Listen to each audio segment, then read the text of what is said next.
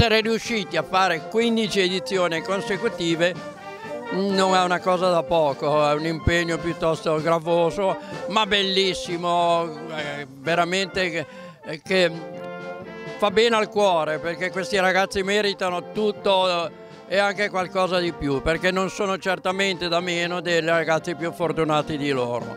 Ecco. Perché sei partito con questa iniziativa? Ho pensato che non è essere un club del Panathlon, non deve limitarsi a delle cene, a delle conviviali, ma deve fare qualche cosa di più valido. Allora ho pensato a questo, al concorso scolastico, a un'ora per i disabili dove andiamo nelle scuole. Ecco, tutto questo penso che rispecchi veramente le finalità del Panathlon.